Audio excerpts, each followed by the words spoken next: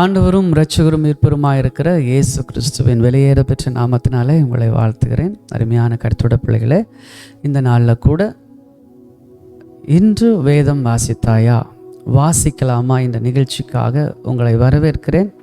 இன்றைக்கு வாசிக்க வேண்டிய வேத பகுதி யோவான் 9ஆம் அதிகாரம் மற்றும் 10ஆம் அதிகாரத்தை வாசிக்க கேட்போம். வாசிக்கலாமா? என்னோடு கூட சேர்ந்து உங்கள் வேத புத்தகத்தை திறந்து வைத்துக் கொள்ளுங்கள். கர்த்தருடைய நாமம் மகிமைப்படட்டும். யோவான் சுவிசேஷம் 9ஆம் அதிகாரம். அவர் அப்புறம் போகையில் பிறவி குருடனாகிய ஒரு மனுஷனை கண்டார். அப்பொழுது அவருடைய சீஷர்கள் அவரை நோக்கி, ரபி, இவன் குருடனாய் பிறந்தது யார் செய்த பாவம்? இவன் செய்த பாவமோ இவனை பெற்றவர்கள் செய்த பாவமோ என்று கேட்டார்கள். இயேசு பிரதியுத்தரமாக, அது இவன் செய்த பாவமும் அல்ல, இவனை பெற்றவர்கள் செய்த பாவமும் அல்ல. தேவனுடைய கிரியைகள் இவனிடத்தில் வெளிப்படும் பொருட்டு இப்படி பிறந்தான். பகற்காலமாக இருக்கும் மட்டும் நான் என்னை அனுப்பினவருடைய கிரியைகளை செய்ய வேண்டும். ஒருவனும் கிரியை செய்யக்கூடாத ராக்காலம் வருகிறது. நான் உலகத்தில் இருக்கையில் உலகத்திற்கு ஒளியாயிருக்கிறேன் என்றார். இவைகளை சொல்லி அவர் தரையிலே துப்பி உமிழ்நீரினால் சேறுண்டாக்கி அந்த சேற்றை குருடனுடைய கண்கள் மேல் பூசி, நீ போய் சீலோவாம் குளத்திலே கழுவு என்றார். சீலோவாம் என்பதற்கு அனுப்பப்பட்டவன் என்று அர்த்தமாகும். அப்படியே அவன் போய் கழுவி பார்வையடைந்தவனாய் திரும்பி வந்தான். அப்பொழுது அயலகத்தாரும் அவன் குருடனாயிருக்கையில் அவனை கண்டிருந்தவர்களும், இவன் உட்கார்ந்து பிச்சை கேட்டுக்கொண்டிருந்தவன் அல்லவா என்றார்கள். சிலர் அவன்தான் என்றார்கள். வேறு சிலர் அவனுடைய சாயலாயிருக்கிறான் என்றார்கள். அவனோ நான் தான் அவன் என்றான். அப்பொழுது அவர்கள் அவனை நோக்கி, உன் கண்கள் எப்படி திறக்கப்பட்டது என்றார்கள். அவன் பிரதியுத்தரமாக, இயேசு எனப்பட்ட ஒருவர் சேறுண்டாக்கி என் கண்களின் மேல் பூசி, நீ போய் சீலோவாம் குளத்திலே கழுவு என்றார். அப்படியே நான் போய் கழுவி பார்வை அடைந்தேன் என்றான். அப்பொழுது அவர்கள், அவர் எங்கே என்றார்கள். அவன் எனக்கு தெரியாது என்றான்.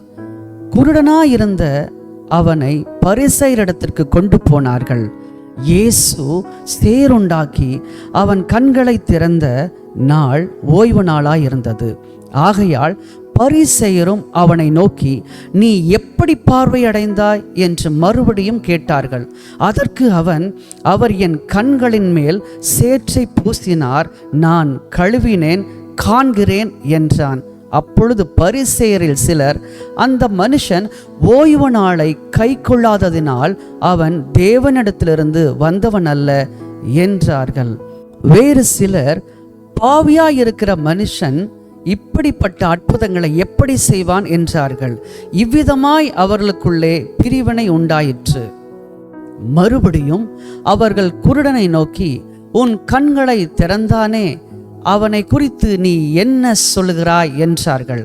அதற்கு அவன், அவர் தீர்க்கதரிசி என்றான். அவன் குருடனாயிருந்து பார்வையடைந்ததை யூதர்கள் நம்பாமல் பார்வை அடைந்தவனுடைய தாய் தகப்பன்மாரை அழைப்பித்து அவர்களை நோக்கி, உங்கள் குமாரன் குருடனாய் பிறந்தான் என்று சொல்லுகிறீர்களே, அவன் இவன்தானா? இவனானால் இப்பொழுது இவன் எப்படி பார்வை அடைந்தான் என்று கேட்டார்கள். தாய் தகப்பன்மார் பிரதியுத்தரமாக, இவன் எங்கள் குமாரன் தான் என்றும் குருடனாய் பிறந்தான் என்றும் எங்களுக்கு தெரியும். இப்பொழுது இவன் பார்வையடைந்த வகை எங்களுக்கு தெரியாது. இவன் கண்களை திறந்தவன் இன்னான் என்பதும் எங்களுக்கு தெரியாது. இவன் வயதுள்ளவனாய் இருக்கிறான், இவனை கேளுங்கள், இவனே சொல்லுவான் என்றார்கள். அவனுடைய தாய் தகப்பன்மார் யூதர்களுக்கு பயந்ததினால் இப்படி சொன்னார்கள். ஏனெனில் இயேசுவை கிறிஸ்து என்று எவனாவது அறிக்கை பண்ணினால் அவனை ஜெப ஆலயத்துக்கு புறம்பாக்க வேண்டும் என்று யூதர்கள் அதற்கு முன்னமே கட்டுப்பாடு செய்திருந்தார்கள். அது நிமித்தம் இவன் வயது உள்ளவனா இருக்கிறான், இவனையே கேளுங்கள் என்று அவன் தாய் தகப்பன்மார் சொன்னார்கள்.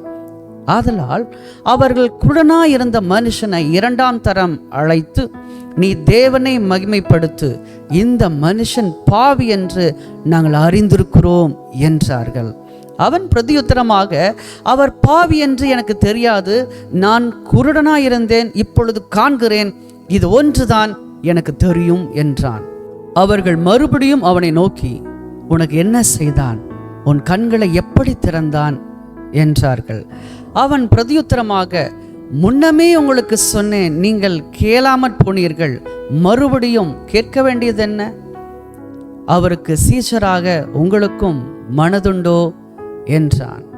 அப்பொழுது அவர்கள் அவனை வைது, நீ அவனுடைய சீஷன், நாங்கள் மோசேயினுடைய சீஷர், மோசேயுடனே தேவன் பேசினார் என்று அறிவோம், இவன் எங்கே இருந்து வந்தவன் என்று அறியோம் என்றார்கள். அதற்கு அந்த மனுஷன், அவர் என் கண்களை திறந்திருந்தும் அவர் எங்கே இருந்து வந்தவர் என்று நீங்கள் அறியாதிருக்கிறது ஆச்சரியமான காரியம். பாவிகளுக்கு தேவன் செவி கொடுக்கிறதில்லை என்று அறிந்திருக்கிறோம். ஒருவன் தேவ பக்தி உள்ளவனாயிருந்து அவருக்கு சித்தமானதை செய்தால் அவனுக்கு செவி கொடுப்பார். பிறவி குருடனுடைய கண்களை ஒருவன் திறந்தான் என்று உலகம் உண்டானது முதல் கேள்விப்பட்டதில்லையே.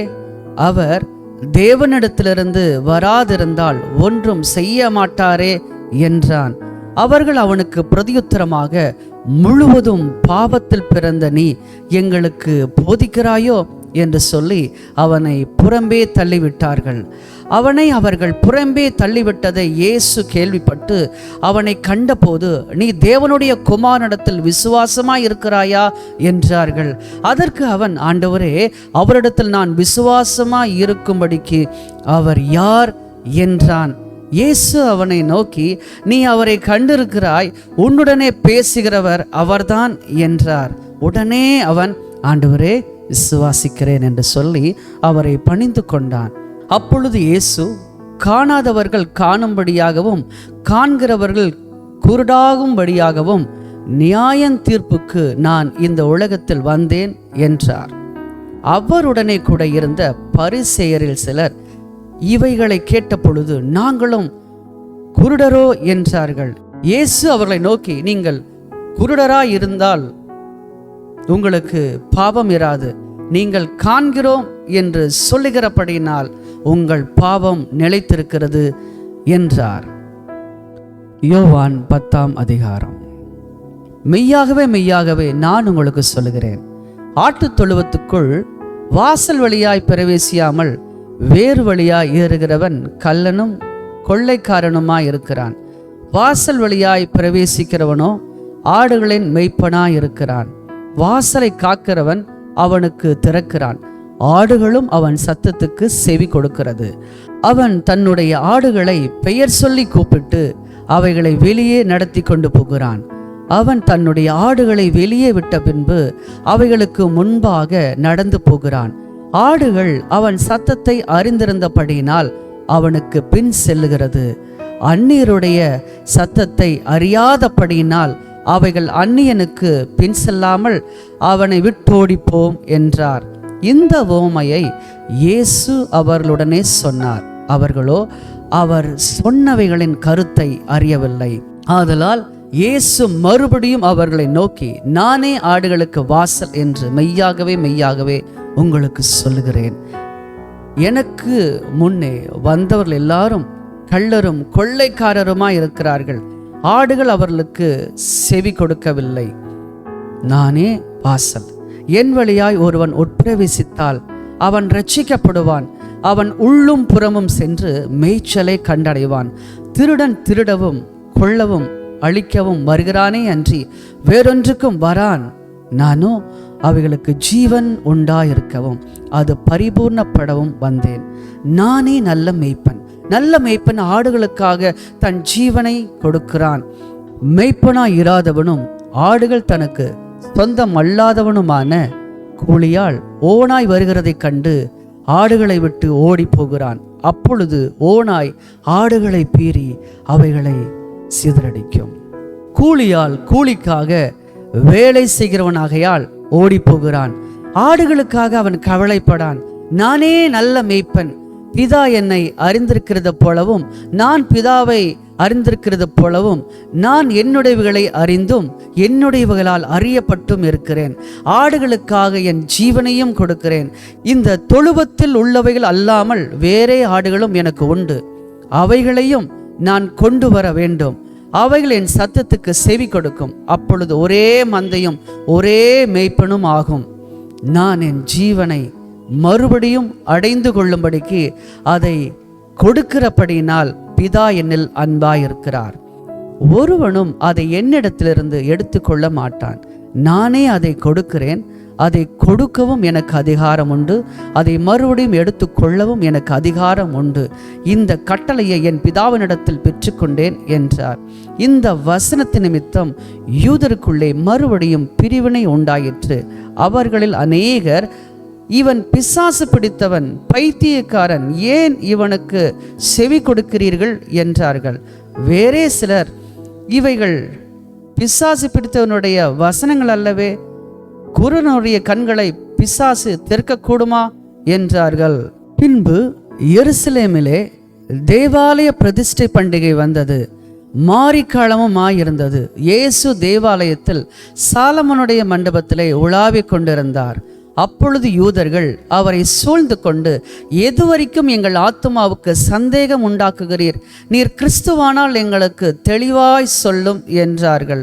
இயேசு அவர்களுக்கு பிரதியுத்தரமாக, அதை உங்களுக்கு சொன்னேன், நீங்கள் விசுவாசிக்கவில்லை. என் பிதாவின் நாமத்தினாலே நான் செய்கிற கிரிகளே என்னை குறித்து சாட்சி கொடுக்கிறது. ஆனாலும் நான் உங்களுக்கு சொன்னபடியே நீங்கள் என் மந்தையின் ஆடுகளாய் இராதபடியினால் விசுவாசியாமல் இருக்கிறீர்கள்.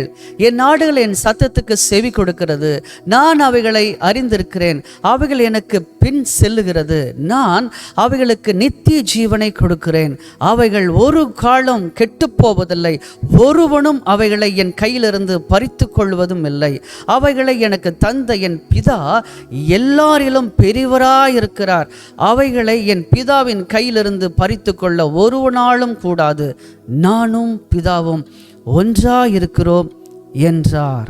அப்பொழுது யூதர்கள் மறுபடியும் அவர் மேல் கல்லெறியும்படி கல்லுகளை எடுத்துக்கொண்டார்கள். இயேசு அவர்களை நோக்கி, நான் என் பிதாவினாலே அநேக கிரிகளை உங்களுக்கு காண்பித்தேன். அவைகளில் எந்த கிரிய நிமித்தம் என் மேல் கல் எறிகிறீர்கள் என்றார். யூதர்கள் அவருக்கு பிரதியுத்தரமாக, நற்கிரி நிமித்தம் நாங்கள் உன்மேல் கல் எறிகிறதில்லை. நீ மனுஷராயிருக்க உன்னை தேவன் என்று சொல்லி இவ்விதமாக தேவ தூஷணம் சொல்லுகிறபடினால் உன்மேல் கல் எறிகிறோம் என்றார்கள். இயேசு அவர்களுக்கு பிரதியுத்தரமாக, தேவர்களாய் இருக்கிறீர்கள் என்று நான் சொன்னேன் என்பதாய் உங்கள் வேதத்தில் எழுதியிருக்கவில்லையா?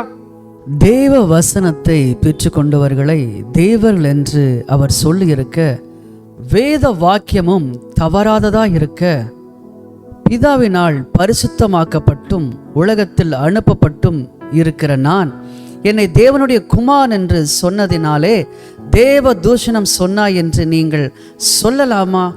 என் பிதாவின் கிரியைகளை நான் செய்யாதிருந்தால் நீங்கள் என்னை விசுவாசிக்க வேண்டியதில்லை.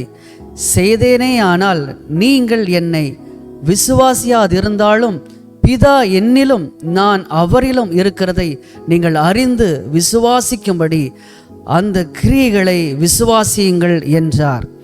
இது நிமித்தம் அவர்கள் மறுபடியும் அவரை பிடிக்க தேடினார்கள். அவரோ அவர்கள் கைக்கு தப்பி யோர்தானுக்கு அக்கறையிலே முன்னே யோவான் ஞானஸ்தானம் கொடுத்து கொண்டிருந்த இடத்துக்கு திரும்பி போய் அங்கே தங்கினார். அநேகர் அவரிடத்தில் வந்து, யோவான் ஒரு அற்புதத்தையும் செய்யவில்லை, ஆகிலும் இவரை குறித்து யோவான் சொன்னதெல்லாம் மெய்யா இருக்கிறது என்றார்கள். அவ்விடத்திலே அநேகர் அவரிடத்தில் விசுவாசம் உள்ளவர்களானார்கள் என்பதே. வாசிக்க தெரிந்த வேத பகுதி வாசித்தாயிற்று. கர்த்தர் உங்களை ஆசீர்வதிப்பாராக. God bless you. God be with you. உங்கள் அனைவருக்கும் எங்களது நியூ கிரேஸ் டிவியின் வாயிலாக எங்களது கிறிஸ்மஸ் மற்றும் புத்தாண்டு நல்வாழ்த்துக்களை தெரிவித்துக் கொள்கிறோம். ஆமேன், ஆமேன்.